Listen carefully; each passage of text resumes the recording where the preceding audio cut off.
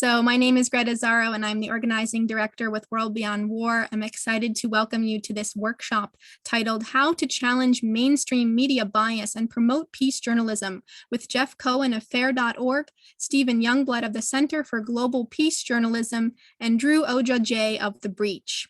And modeling the conference theme of resistance and regeneration, this workshop will begin with a media literacy primer, sort of vis-a-vis FAIR.org's techniques to expose and critique mainstream media bias.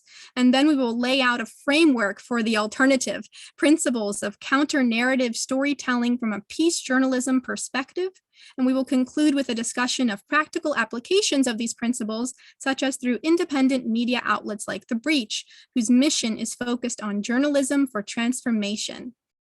Before we get started, some tech logistics. So we are recording this session as we have recorded every session throughout the conference, and we will share the recordings afterwards early next week. Closed captioning is enabled. If you would like to view the captions, you can click on the CC Live Transcript button, which is usually at the bottom of your Zoom screen to enable the captions. Sometimes you have to click the More button, and from More, you can see other options and find the transcript.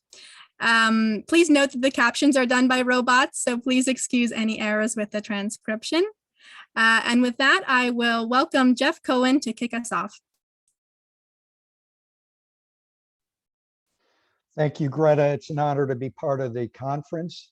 I founded the United States Media Watch group FAIR in 1986 amidst the terrorist wars that the US was involved with in Central America. Since then, the United States has been involved in war after invasion, and the United States mainstream media have typically been complicit, unfortunately. The best documentary on this subject of US media complicity in US war is available free online. It's called War Made Easy. It's based on the book of the same name, written by my political colleague, Norman Solomon. Norman Solomon and I founded the peace and justice group together, rootsaction.org, that David Swanson is such a pillar in. I had left FAIR's staff a couple years before the run-up to the horrific US invasion of Iraq. And I went to work inside mainstream media, in cable news in particular, as an on-air pundit, and then I ended up as a full-time TV news producer. But my mainstream media career ended abruptly 3 weeks before the invasion of Iraq. And it ended for political reasons. I had been a senior producer of the Phil Donahue primetime show on MSNBC, the most watched program on MSNBC. For people that are not from the United States, Phil Donahue was a legendary figure in American television, starting in the daytime for decades. He was even bigger at the beginning than Oprah Winfrey.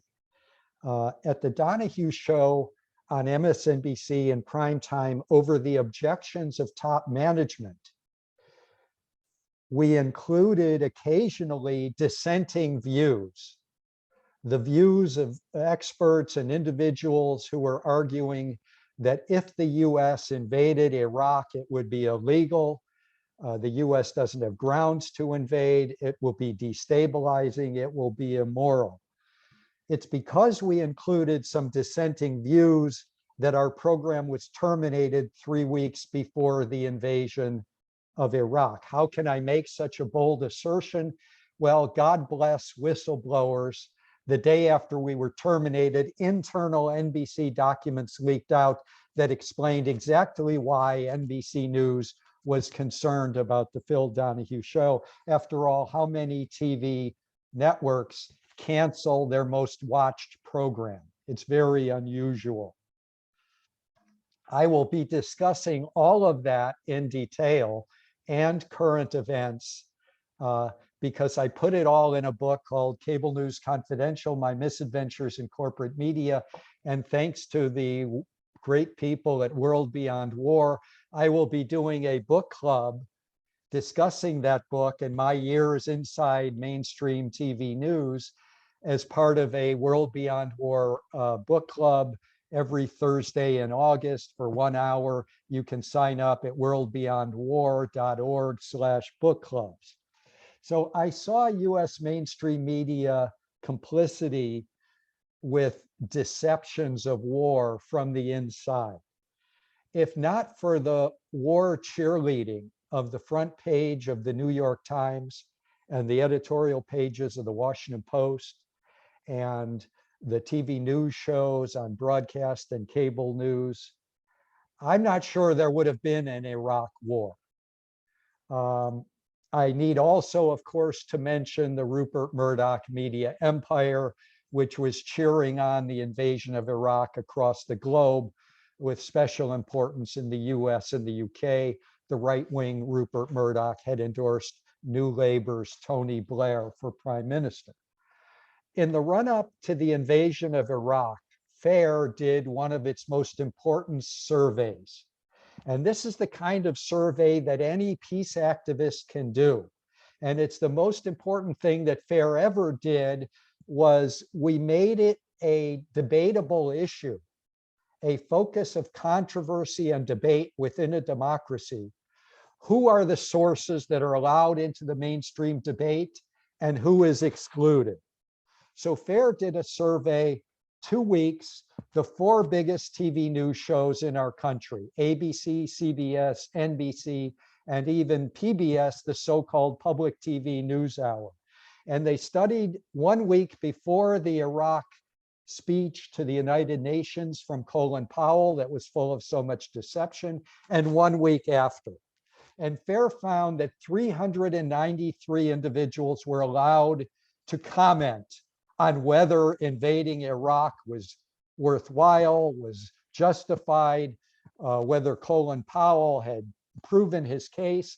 And of those 393 sources, only 3 were anti-war. Only 3 were dissenting voices. That's a fraction of 1%. Now, and that's the key to FAIR's method. And anyone in any media or any news program or any news outlet can do this kind of source analysis.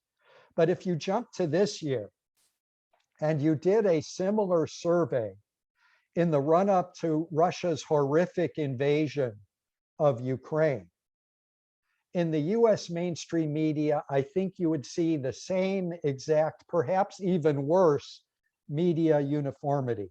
I don't think there were even 3 dissenting views out of 393.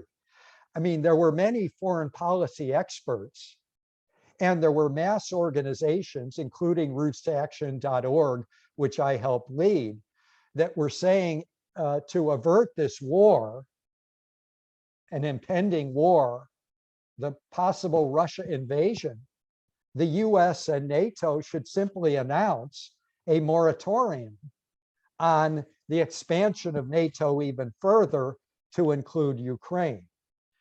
No one was allowed, that I was aware, and I monitor too much news in this country, no one was allowed to make that argument in the run-up to Russia's invasion of Ukraine.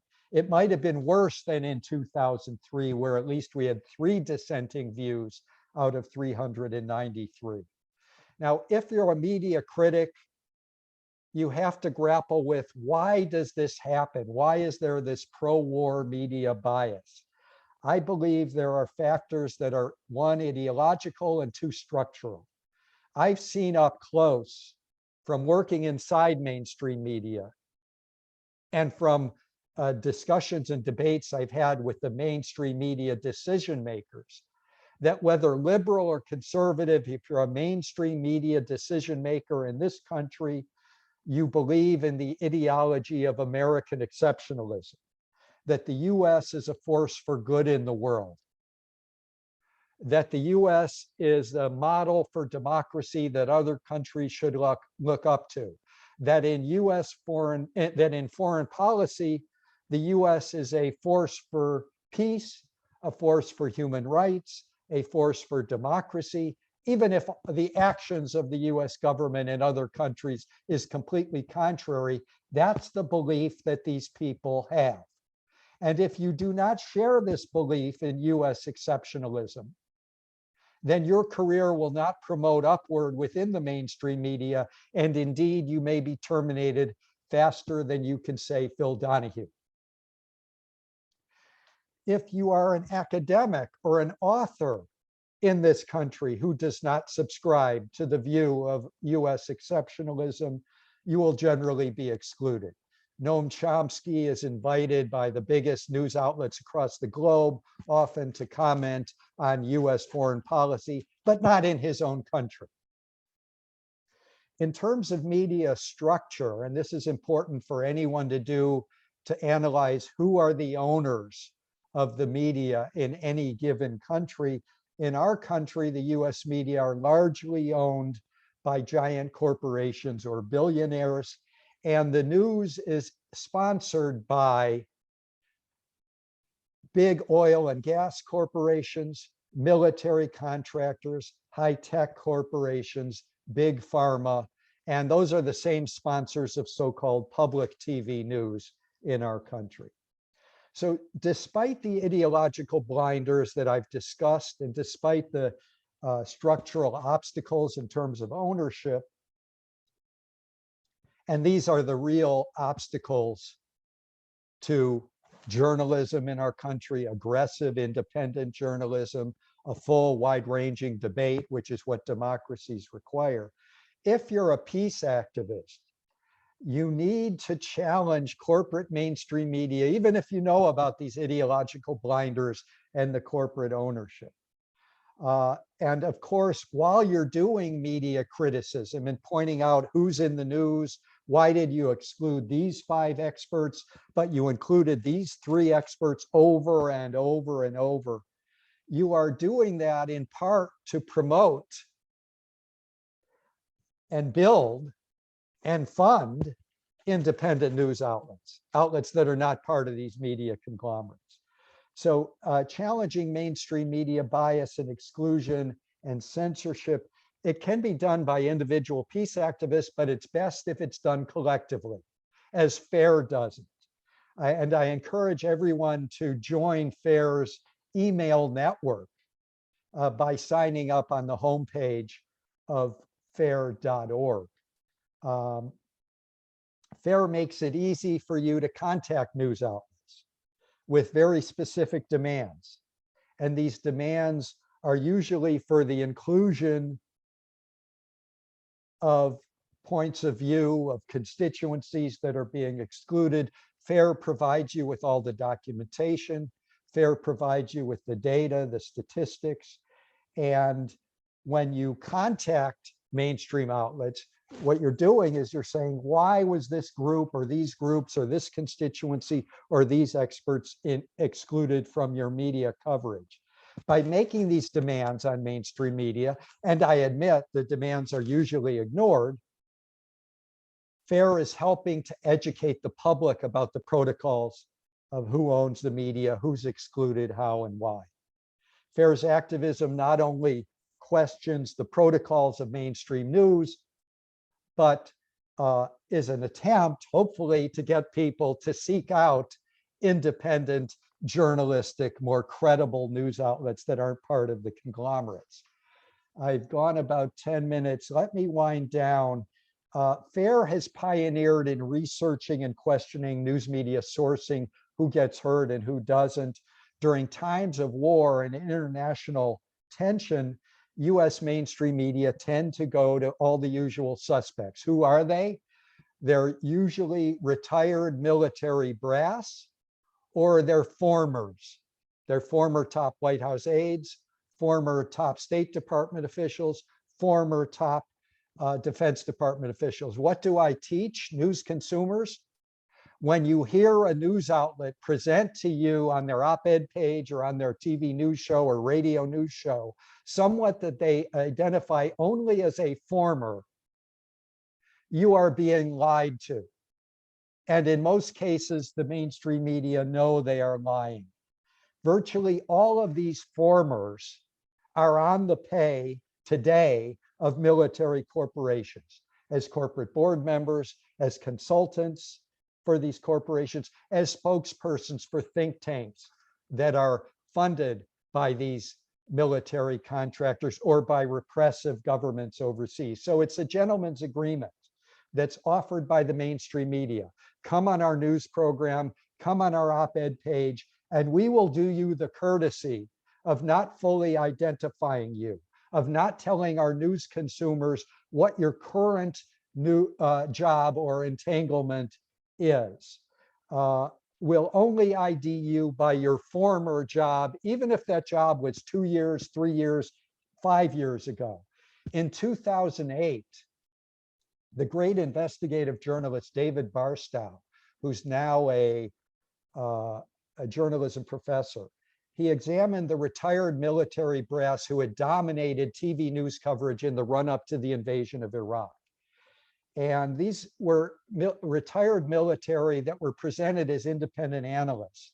But what Barstow showed through thousands of pages of internal documents is that the Pentagon was giving these retirees, these formers, their talking points and junketing them around the world.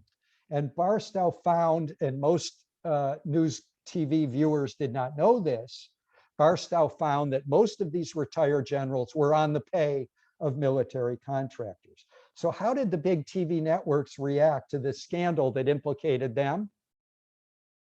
They never mentioned it on their TV news shows. Even after Barstow won the prestigious Pulitzer Prize, they avoided mentioning the scandal. So I was terminated. I'll finish on this quote. It's one of my favorites. I was terminated by NBC, MSNBC for getting the Iraq story right. I warned that the invasion would lead to destabilization. It would be immoral. It would be bloody. But the former general, Barry McCaffrey, he remains to this day NBC News main military analyst. And virtually every word he uttered in the run-up to the Iraq invasion was wrong. It was wildly inaccurate. And in the weeks, the beginning weeks of the invasion. And as the war in Iraq was raging, this is what Barry McCaffrey crowed on MSNBC, quote, "Thank God for the Abrams tank and the Bradley fighting vehicle," unquote.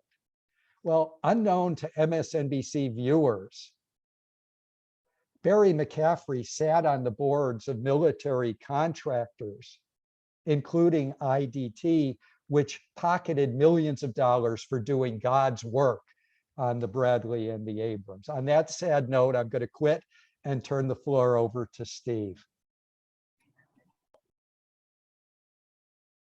Thank you. Good afternoon in the Eastern time zones. For us, it's good morning. I recently gave a series of workshops and seminars at the East-West Center, their International Media Conference in Honolulu. And since I was in Honolulu, I thought it might be a good idea to stick around and to see if I could find something entertaining to do. So it's morning here. My name again is Stephen Youngblood. I'm the director of the Center for Global Peace Journalism at Park University, where I am also a communications and peace studies professor. So this morning, what I'm going to do is really dovetail on the excellent presentation by Jeff and talk a little bit about peace journalism. So we'll take a quick look at an overview of sort of the justification of peace journalism, and then we'll take a look at some peace journalism and counter narratives, the regeneration of media. So again, to refer back to what Jeff talked about a minute ago, I think that, well, I know that what the work that FAIR has done has been really informative in justifying and in underscoring the need for peace journalism. So in fact, peace journalism as a concept was hatched by Dr. Johan Galtung, a Norwegian academic. Those of you who have studied peace academically, I'm sure, are familiar with Dr. Galtung. If you're familiar with the term positive peace, that's Dr. Galtung. Well, in the 1960s, Dr. Galtung looked at media and saw many deficits, particularly in the way that media cover conflict. And those deficits have continued since the 1960s, as articulated very well by Jeff. In fact, FAIR's research on Iraq is included in my university textbook called Peace Journalism Principles and Practices. So certainly we see this ignoring marginalization of anti-war dissenting voices. And I agree with Jeff's assessment. It's a study hasn't been done yet, but I think Jeff's assessment about Russia is spot on, that there's essentially been one narrative and that other narratives have been absent, completely absent. Again, I would agree with what Jeff has said. So the idea that media don't do a good job covering conflict is not a brand new idea. As I say, it goes back to the 60s. And all too often we see media as encouraging or contributing to violence.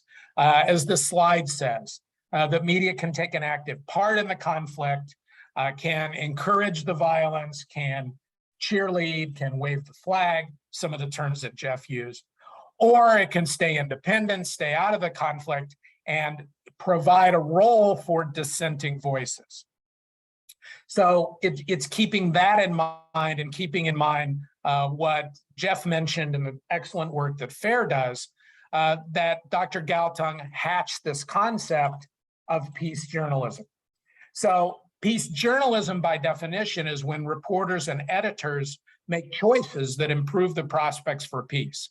So these choices include how to frame stories, include word choice that can create an atmosphere conducive to peace and supportive of peace initiatives and peacemakers without compromising the principles of good journalism.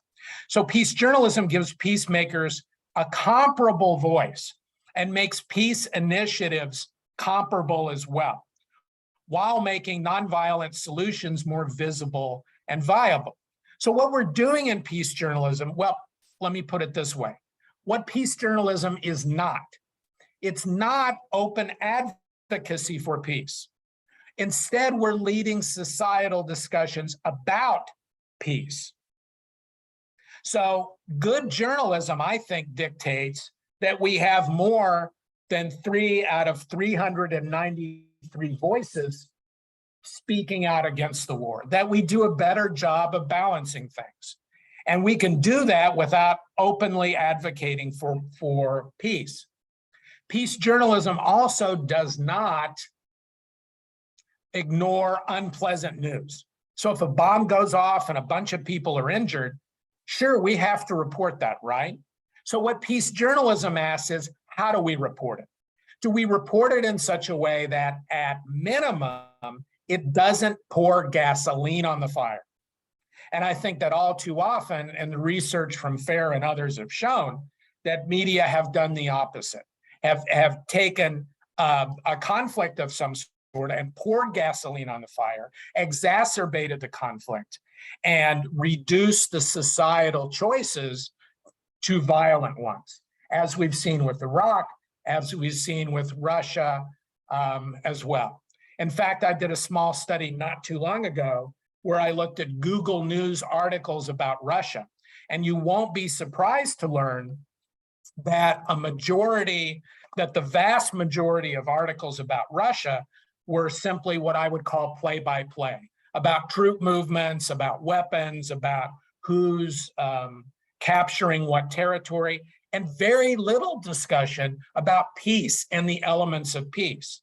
So all of the parties involved have repeatedly said that this war is going to end at the negotiating table. Yet there's been scant little coverage of what that's going to look like when the time comes. So it's those sorts of things that peace journalism would spotlight. So real quickly, what does peace journalism look like? What are the characteristics of peace journalism? So I'm going to go through this really quickly. So peace journalism is proactive, examining the causes of conflict and looking to encourage dialogue before violence occurs. So rather than wait for yet another police shooting, for example, peace journalism would look at the conditions in a particular neighborhood or with a particular community and lead a discussion before violence occurs. So peace journalism discusses solutions. Peace journalism acknowledges common ground and rejects polarizing us versus them reporting. So peace journalism isn't just about what we think about war, but it's about ameliorating any type of conflict. And certainly the political polarization in the US and elsewhere is seemingly intractable. And I think one of the ways that we can begin to address that is with journalism that builds bridges rather than deepens divides. That peace reporters reject propaganda from any source. I think that's self-explanatory. The kind of propaganda that Jeff talked about from the military and those attached to the military, the sorts of conflicts of interest that we see in mainstream media. That peace journalism rejects overly simple portrayals of issues and people, and instead seeks to illuminate complexity, nuance, and gray areas. So if you see media, pardon me, that takes something extremely complex and attempts to boil it down in a way that simply doesn't work, that's a sign of, I think, biased and poorly executed media. That peace journalism gives a voice to the voiceless instead of just the powerful. So we've seen this sort of reporting for and about elites for decades. In fact, it's something that Dr. Galtung talked about when he first launched peace journalism. Well, it's something that we see continue today. So peace journalism seeks to talk to those most vulnerable, particularly in a conflict. So as we know, those who are disproportionately victimized by conflict are often women and children. So are we getting their voices? Or instead, are we only talking to so-called leaders and so-called elites? The peace journalists provide depth and context rather than just superficial and sensational blow-by-blow coverage. So instead of, when covering civic unrest, instead of just giving us a look at, or instead of just reporting about how many people were arrested, how many fires were started, how many buildings were broken into, are we really looking at the underlying causes of that conflict? The same can be said of Russia, Ukraine. So while I think there's been some background and some context, I think that the media could go a lot further in really explaining what's going on there. In fact, I had an interesting conversation in an Uber yesterday about this very thing. That peace journalists consider the consequences of their reporting. So again, we don't ignore bad news, but we look at the ways that we cover news and we ask, are we exacerbating this conflict? Are we giving society an opportunity to at least consider nonviolent responses to conflict? Peace journalists carefully choose and analyze the words they use. You see some examples of inflammatory language below. Language matters. I think we all know that and we would all agree with that. So why, when we're reporting something, do we have to say 30 people were slaughtered in a brutal, bloody massacre? Why can't we say 30 people were killed? It doesn't ignore what happens, but it's not that gasoline on the fire. The same with number 9. We carefully select the images that we use. So if we're showing a bloody image, why? I'm not saying don't show them, but I'm saying let's be thoughtful about the reasons. If we're showing them simply as sensationalism, as clickbait, then I would ask journalists, why them? and that peace journalists offer alternative counter-narratives that debunk media created or perpetuated stereotypes, myths, and misperceptions. So that's what this slide talks about, these counter-narratives. So we look at the ways that media traditionally cover a subject, and we ask ourselves, how can we cover this in a different way? So you see traditional media narratives there about young African-American males, about Africa as a whole. So think about coverage in US media about Africa. So if it doesn't fit the war, disease, and poverty paradigm, it's probably not going to get reported. Okay, but as we know, Africa is a multi-dimensional place. It's a dynamic economic engine. There are, millions of educated Africans who are leading innovation in lots of different areas. So how often have you heard, or have people mistakenly told you, well, Africa is a country, right? Which is, of course, a ridiculous thing. Traditional media narrative, something we've talked about here at the East-West Center, of Asians as model immigrants. So we know in reality that it's a lot more than that, that's a gross oversimplification. So peace journalism can and has been used for a number of purposes, including as a tool for reconciliation, for building bridges. Now, we don't have time to go into this, but let me recommend that you look at a project that I've been involved in with the East-West Center that brings together Indian and Pakistani journalists to jointly report issues of interest. So, for example, they're reporting women's issues, they're reporting about water and climate. As you know, earlier this year on the subcontinent, temperatures reached 110, 120 degrees Fahrenheit on a regular basis. So this project, I think, is very innovative, and I encourage you to go to their website. So as I conclude then, this is my contact information. I'll put this in the chat as well. Peace journalism is a different way of thinking about our responsibility as journalists, a different way of thinking about the way that we do our jobs, a different way of thinking about our role vis-a-vis conflict. So I think at this point then, it's my pleasure to introduce Drew to talk a little bit about his very interesting publication. Drew. Hi, folks. Thanks, Steve. Thanks, Jeff. So I'm the publisher of a publication called The Breach. We've just existed for about a year. I'll just put the link in the chat to give you a sense of the things that I've been writing in The Breach. But our tagline is journalism for transformation, and the general idea is that we want to create journalism that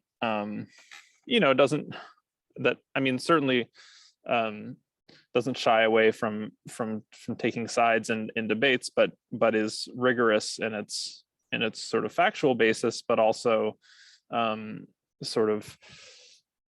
aims to look at what the opportunities are and create sort of research and investigation that empowers and enables people to pursue those opportunities for things like peace. That would certainly be one example. We've also done a lot of work on environmental issues. So I'm talking to you right now from Val-de-Vide, which is just north of Montreal in Quebec, in Canada. And we're based in Canada, and we're a sort of a national level publication. So we mainly cover stories at the sort of national level in Canada. I guess I just wanted to go through a few different points. I'll see how many I get through in 10, 15 minutes. I also want to leave time for the Q&A. but I guess you could sort of see these as hypotheses of a sort, because, you know, in some cases, I'll mention it. There are articles that we've written or I've written that are sort of attached to this, but then in other cases, there are sort of things that I would like to do or to see done. And I think that these are guidelines, these are sort of ideas, you know, that inform our journalism, but I think that can also just inform, you know, people who are interested in working for peace, and there's sort of questions that we can ask ourselves as we you know, engage in whatever level we're engaged at, whether it's dinner table conversations or, you know, international summits or whatever. Okay, so I guess the first one I wanted to sort of cover is, you know, journalism for transformation or peace journalism makes the mechanisms that promote war visible and understandable. So you know, I think that there are a lot of sort of institutional imperatives and sort of economic incentives that are at work in terms of you know, creating, you know, weapons industries, creating, you know, big incentives and big pushes and political constituencies that all sort of push toward specific kind of wars and interventions and military interventions and arms sales and geopolitical maneuverings. You know, there's a lot of unseen machinery in the background. So I think it's just important to cover that, to really to ask that question, what is causing us, because I think it's like one of the things the corporate media does, you know, really well is sort of naturalizes everything. It's like, oh, well, people are doing this because this is what the experts say, or this is common sense and so on, but don't sort of tell you what the economic underpinnings of that are. Oh, you know, why, as Jeff was saying, you know, why are these people saying these things? And even if it's not directly as a result of being on the board of, you know, Lockheed Martin or something, or in the pay of McDonnell Douglas, like there are still those mechanisms at work. So I guess one of the simplest examples of that would be NATO. You know, in the wake of Russia's invasion of Ukraine, we published a story about how weapon sales were skyrocketing basically already, and all kinds of countries that, you know, had sort of resisted investing gigantic amounts of money into weapons were now doing that. And you know, and that might be partly because they're scared of a Russian invasion, but I think there's a much bigger part of that story that is just completely untold, is the fact that NATO is basically this gigantic institution that has as not just you know, one of its mandates, but the core of its mandate to get every one of these countries that's a member to spend around 2% of its GDP on weaponry, which is a gigantic amount of money. And a lot of them had been lagging behind. And if you actually look at the sort of year-over-year spending of NATO countries, you can see that as soon as Russia invades Crimea, you have a really big spike, and a bunch of countries start to spend a lot more money on that. So you can see how, you know, I'm certainly not interested in sort of excusing anything that Russia has done, but you can see how there would be an incentive on the US, Canadian, and so on side that creates, basically an incentive to behave in a way that would escalate tensions, because it would help them fulfill this mandate. And every time Russia has reacted or done something aggressive, or that's perceived as aggressive, however you want to think of it, that has had that direct effect. So that was one of the stories that you'll find in that link that I posted. Another one is making the secondary effects of preparing for war visible. So even before countries at war, or even before we are at war, you know, there are all kinds of secondary effects that happen as a result of all the sort of money and preparation and infrastructure that goes into it. So one of them, one of the most obvious ones, I think, just to cite one example, and I think this is obviously something that needs to be pursued a lot more, but is the sort of is the cost, the societal cost of empowering weapons manufacturers on such a big scale. Because when you hand an industry, trillions of dollars, that doesn't just result in them doing the thing that industry does. It also gives them greater political power relative to the whole of the society that you're in. So, in the US, weapons manufacturers, one of the many side effects, is the sort of level of lobbying capture that's sort of happened in terms of, it's almost inconceivable to decrease military spending for the simple reason that the military contractors spend hundreds of millions, I think maybe even billions of dollars on lobbying. They have an army of hundreds of lobbyists that's just working full time around the clock in Washington, DC. And certainly Canada has an analogous set of lobbyists. It's much less well understood, but they're there and they're just constantly working. They're just people whose job it is, in Canada, dozens of people whose job it is just to keep putting pressure on every government official and schmooze all the government officials and get them to spend more money on the military. So that's the sort of broad picture. But then if you look at specific things, you get the NRA is a big part of that is sort of to create a gun culture and a marketing machine for firearms, and by associating them with the sort of Wild West and this sort of these romanticized images, but then also creating all these so-called gun rights. And in terms of gun culture, both, there's a lot of different causes of the sort of current crisis in the US with the kind of basically just constant mass shootings that we're seeing. But one of them certainly is that they made it very, very easy and spent a lot of time and money lobbying to make it very, very easy for people to access guns. And so the devastating sort of social effects that have no direct link, I mean, they're a secondary, not a primary link to the sort of culture of war, I think need to be investigated and really elucidated and understood, because I don't think they're very well understood. So that's the second sort of set of questions that I think journalism for transformation would ask. Another one I want to talk about is framing conflicts and how constituencies are mobilized. I mean, one of the things we noticed after Russia's invasion of Ukraine is that you have a situation where you have like a good and a bad side. You have, okay, everything according to the corporate media, like everything pro-Ukraine is good, and this is a unjust invasion.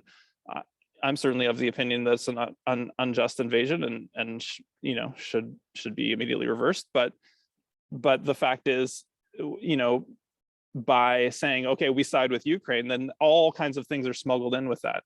And so unlimited arms spending, unlimited, a wholesale endorsement of NATO, a wholesale endorsement of all the things that NATO is doing, a wholesale endorsement of policy toward Ukraine up to the present in terms of any kind of diplomatic, military, or NGO support. I mean, billions and billions of dollars have been spent on civil society, by the U.S. and Canada, have gone into Ukraine, and that's not support for Ukrainians to be Ukrainian and just have self-determination. That has a very specific policies and very specific kind of society that they're trying to build there attached to it. And so I think trying to pry apart, support for, I think justified support for people in Ukraine who are affected by war, which is, I think, a sort of an intuitively good thing to a lot of people, and pry that apart from all the policies that they're trying to sort of smuggle in under that umbrella.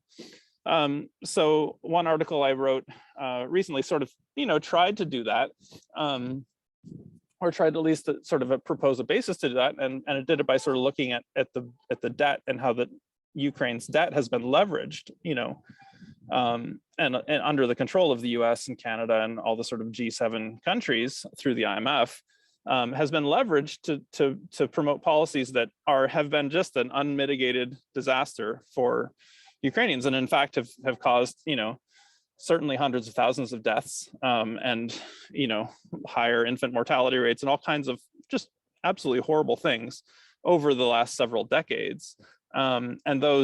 But those policies, most people just don't have any idea that we've been using, that Western governments, the US and Canada and European nations have been using Ukraine's debt as leverage in order to implement these policies that are absolutely disastrous and sort of privilege the rights of investors over everything else.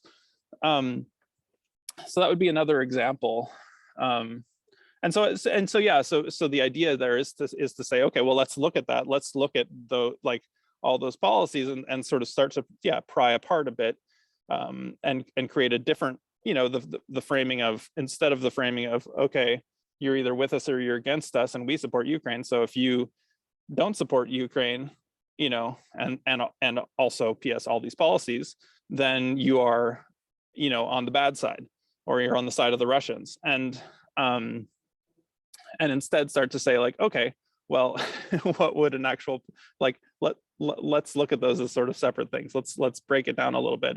And I think the way you break it down is by creating a new framing that has the power to create a different set of a different kind of polarization, and that at least creates a competing narrative, especially when you're operating with such a highly charged environment, but also creates the opportunity to sort of, loosen up the grip that the official propaganda line has on us.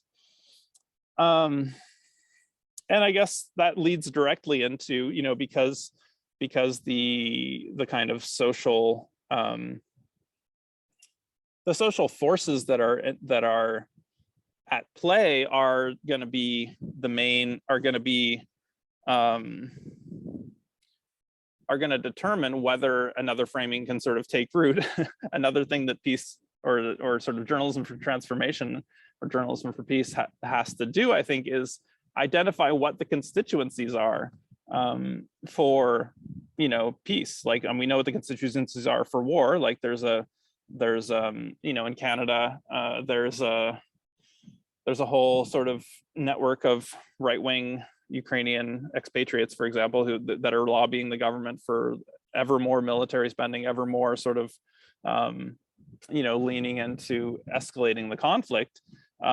So what would it look like to have a constituency that's for peace? I mean, that's just one. Obviously, there's military contractors and all their employees, and then all the sort of people who are directly affected by the propaganda. There are different right-wing forces that just immediately promote war. So we know what all those are, but then, okay, so yeah, who's going to promote peace?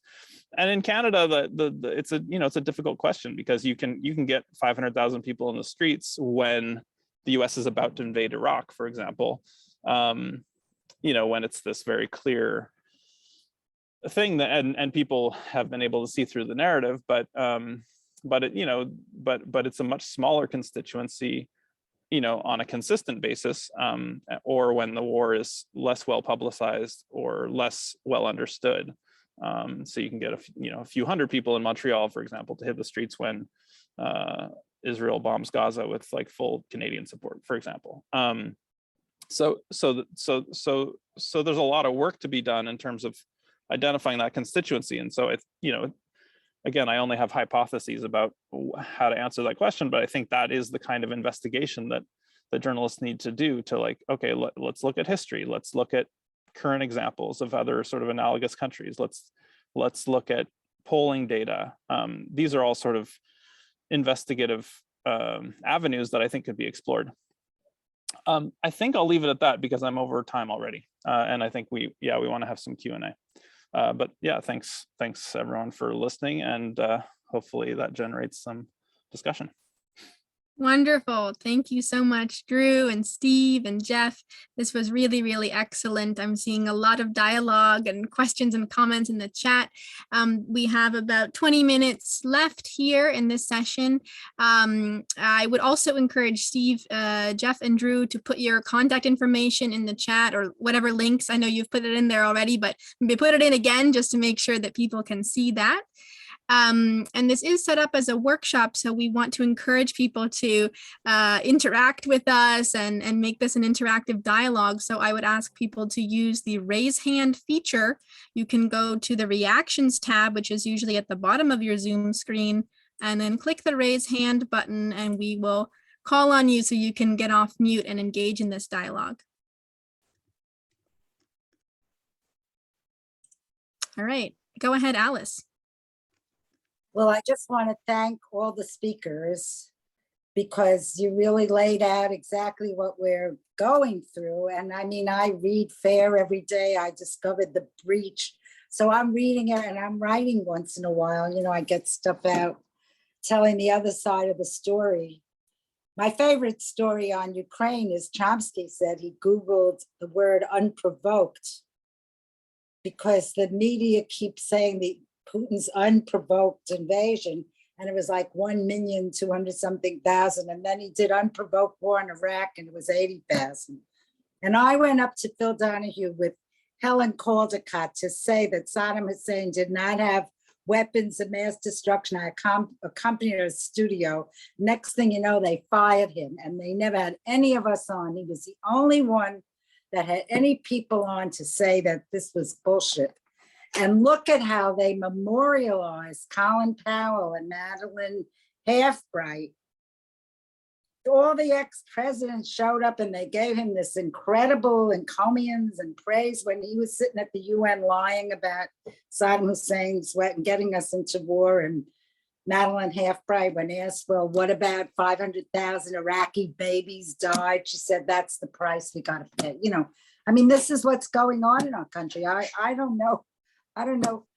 I really appreciate that you guys are doing what you're doing, but we've got to do something more. I don't know what it is. I mean, I can't talk to my own children. This is not like we don't have enough in the peace movement. The Mickey map, what Ray McGovern calls the Mickey map, the military, industrial, congressional, intelligence, media, academic think tank complex. It's got so much bigger. It's got such a lock on our brains. And day after day, the New York Times had pictures of blonde, blue-eyed children and mothers day after day. I mean, everybody was feeling so bad for the Ukraine. You never saw a Yemeni kid or a Somali kid. It was all these blue-eyed blonde. We're like in the middle of fascism right now. The white patriarchy is on the rise. So I don't know if I have a question. I guess I just want to share. Well, but if anybody knows how we break through that, you know, how do we get the message out? It's much bigger than just Ukraine and Russia. Thanks, Alice. Any responses from our panelists? I'll give a quick one. I mean, Alice knows the answer. She's one of our great, tireless, never gives up activists. And you just got to keep battling and sharing information. I get emails from Alice with information that's not in the mainstream media. We just need to keep building. We can't give up. We always have to promote the counter narrative as best we can. Thanks, Jim. All right, we have a lot of raised hands, so we'll try to get to all of them if we can. Mark, I'd love to unmute you because I saw your question in the chat and I think it was excellent. Great, thanks, Greta. Such a great session. My question is about how difficult it is for progressive publications like the ones you're all involved with to be truly global and not to be ethnocentric, to report one part of the world's problems over others. And I'm thinking if any publication could manage to do that, you know, not the New York Times, but the World Times, not that the New York Times is a credible source, because it's not, but a credible World Times, wouldn't that be an advancement? So that's sort of my question. I think it's a great idea. There's no doubt. I was trying to explain that I started a group FAIR that monitors, the US media in the belly of the beast. But clearly we need news that covers all of the countries in the world and covers the global South. I think Peace News coming out of London does a better job than most. But you're right that there's not enough from global South, that's for sure. And there is too much focus on Washington, D.C. Yeah, I would, And I think we have to look at the economic factors as well, right? So why don't we have such a publication? I think alongside the sort of Eurocentric, Northern Hemisphere centric, a paradigm that we're stuck in. I think the economic factors, the economic realities make it very, very difficult to do the kind of necessary, I think, reporting that you talk about. I mean, yeah, I just want to add to the economic thing. I mean, in our case, like,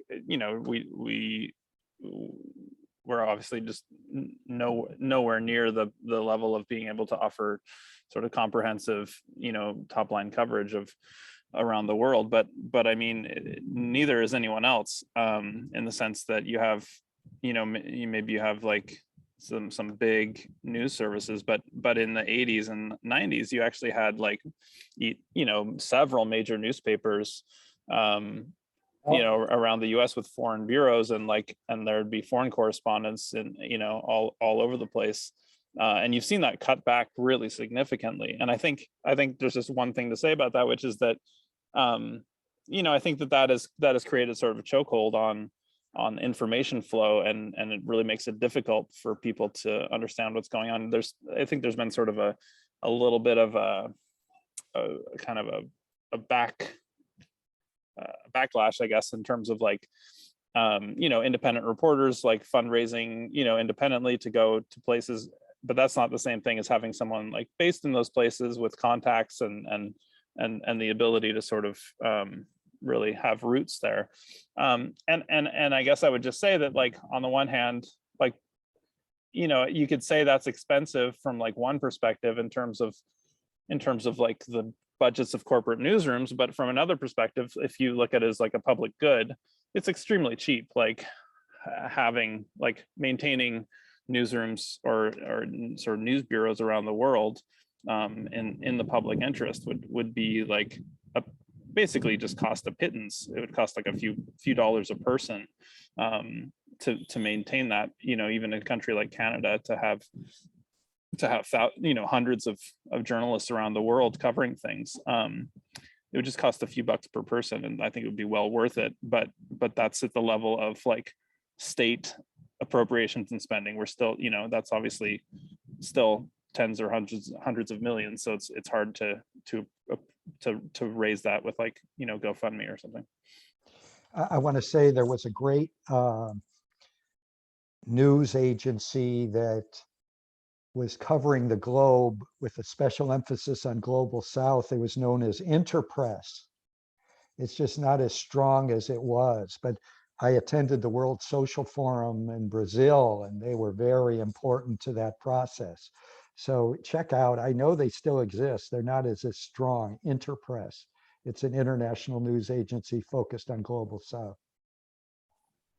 Wonderful. Okay, Libby, you're up next. You can now unmute. Thank you. My question is, and I saw recently a video documentary about journalists who are being threatened around the world, actually even being murdered. And I know that truth telling is at great risk these days. And I really feel for the journalists who are trying to tell the truth and do their job. And I wonder how you all approach that, or how we could help overcome this incredible threat to telling the truth about everything we're talking about, and not putting your jobs at risk as well to do so. The one thing that US citizens can do is try to get our government to quit funding governments where journalists are murdered or jailed. David Swanson has made this point repeatedly. How many of the repressive regimes around the world get US government aid and military aid? I mean, for decades, Colombia was not a great place for you to be a journalist who wanted to keep living. And the US. Jeff, how about not visiting? How about the president of the United States not visiting a country that murdered Jamal Khashoggi? Sorry, I just had to interrupt. Go on ahead. No, that's the point. You finished my point perfectly. Yeah, I mean, I think there are so many examples of the sort of, it seems like, increasing threat to journalists, and that goes from anything from Israeli forces pretty blatantly. It seems almost certain that they targeted that the journalist that was recently, the Palestinian American journalist who was recently killed in the West Bank, and then I think it extends to places like Russia, which where journalists were disappearing like crazy back when back when the US was backing and creating those sort of extreme neoliberal policies that created the Putin regime in the first place. And when Putin was sort of seen as a useful stabilizing force back, and we were, or the US was and Canada was, like, supporting the policies that were empowering the oligarchs that now surround him, and are part of that sort of culture. So yeah, I think we have to look at this as a sort of a global phenomenon of people, the powerful people, getting out of control. Certainly Julian Assange and the sort of legal exceptionalism that's been applied there is another example. But I think that the only way to fight it is to become more organized and on the basis of people's direct interests. I mean, I think this is where I find the peace work particularly challenging, because in my experience, the only place that it happens in a dedicated and sustained way over time is, other than obviously there's always going to be hundreds or maybe a few thousand like dedicated peace activists who that's their main issue. Like, a lot of them are in this this room here, but then you need to make that 10 or 100 or 1,000 times bigger. And how do you do that? And I think you do that by organizing people where they are, on the basis of their direct interests, whether that's through labor organizing or it's mainly labor organizing, let's be honest, but or organizing their communities, and then use that implication and that sort of the radicalization that happens just through that direct experience of getting educated about your own experience and turning that into a force for peace as well. Drew, that's really interesting. I think from a peace journalism standpoint, we might say, does our reporting illuminate how peace is relevant to everyday people in their everyday lives? And I think that if we can do that we can certainly give societies a chance to value nonviolent responses to conflict.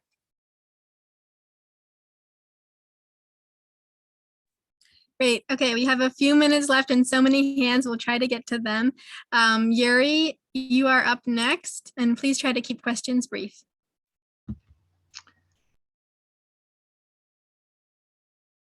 Oh, let's see. Can you try unmuting, Yuri? Perfect. Thanks, Greta.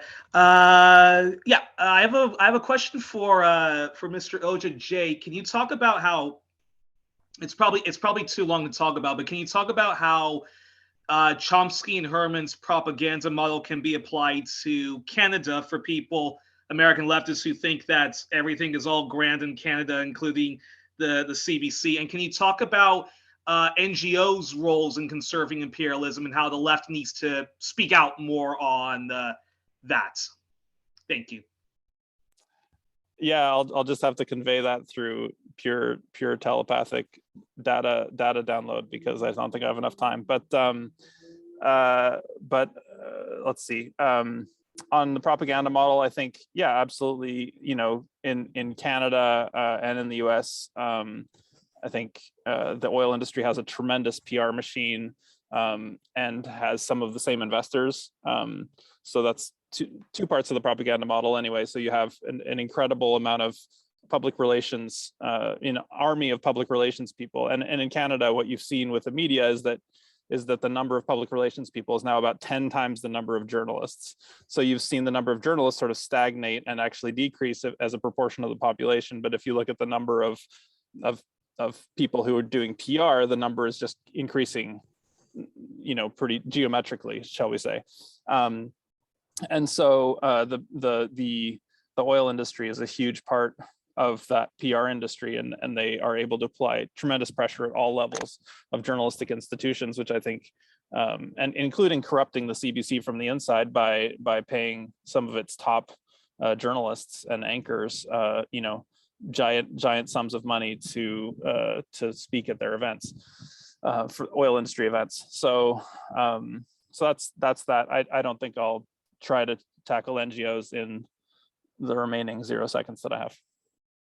But thanks for the question. I appreciate it. I did write a book about it called Paved with Good Intentions, or I co-wrote a book about it called Paved with Good Intentions, Canada's Development NGOs from Idealism to Imperialism. I'll put a link in the chat if anyone wants to read up on that. Wonderful. Okay, let's go to Tom. Tom, you can now unmute. Tom? I just wanted to add, when you just mentioned Shireen, the Palestinian journalist who was murdered. I'm a musical journalist, and you know, Pablo Casals said back when he was in exile that it's the job of the artists to get the message out when the mainstream news, he didn't say the word mainstream, is censored. And when the spoken word isn't listened to, that the artist has a medium that will be listened to and heard. And Shireen has gone around the world. At his viral, I've gotten comments back from 6 different countries, and I mean continents. And anyway, that's just there are all different levels of doing journalism, art, theater, and it's something that we have to support. I get told by venues that nobody is interested in my music, and so they won't book me. And I put in other things like I take justice too far. In the 60s, look how important music was as part of the movement. And I left the country in 70 to avoid the war. When I came back in the mid 70s, it was gone. It was off the airwaves. There was no social commentary. And so just saying that's something we have to support, because it's another way of doing journalism, especially in colleges where we have captive audiences, as it were, of students. That's all. Yeah, I just want to say, in the run up to the invasion of Iraq, the actors and artists who spoke out trying to stop that invasion, they were getting into news outlets where a Noam Chomsky or a writer or a journalist could not get into. So there's no doubt that the artists can often bring a message further than other members of our society can, a peace message.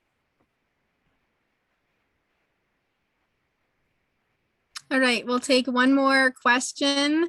Norbert, you can now unmute, and this will be the final question. And I just want to remind people, so we're going to have closing words after this, and then we're going to have 30 more minutes for expo booths. And my colleague Mark just put a little note to remind us in the chat. Check out the podcast booth afterwards, and then you can continue these conversations. Everyone can join in the booth and continue these conversations then. But let's do the last question here from Norbert. Do you see? You need to unmute, Norbert. Norbert, we can't hear you. You should see a little button that says, please unmute.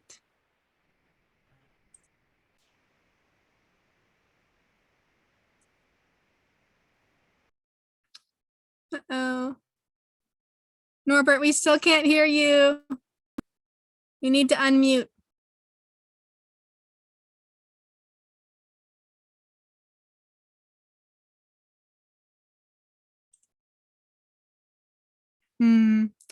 I'm sorry, Norbert, we're not hearing you, so I'm going to go to another person for our final question, but you can put it in the chat then. Jean, you can now unmute. Thank you. Can you hear me? Yes. Great.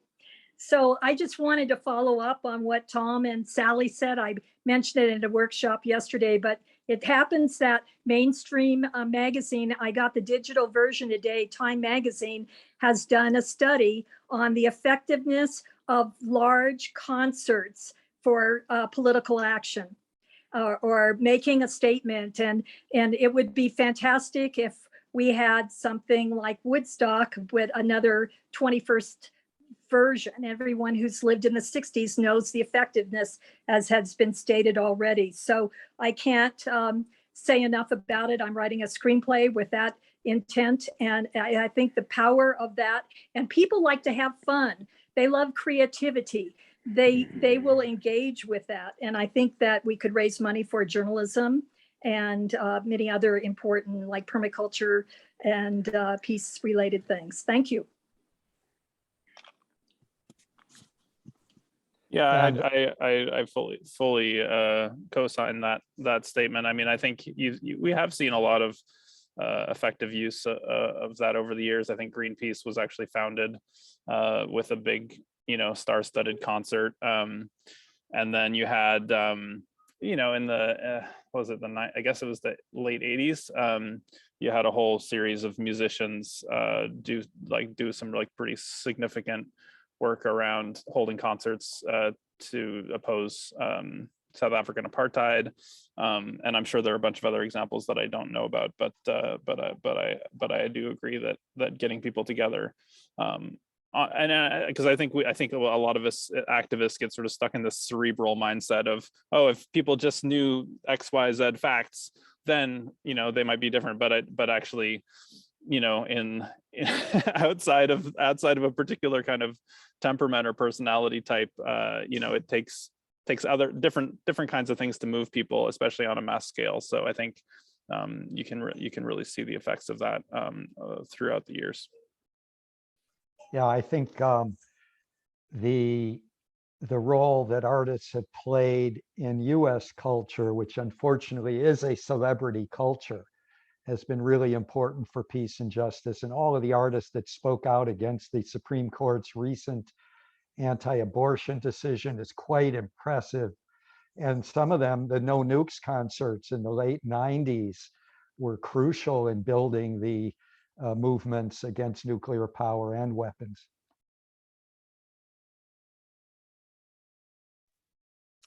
Alrighty, everyone. Well, that's a wrap. I really, really enjoyed this session. I can tell that the participants did as well.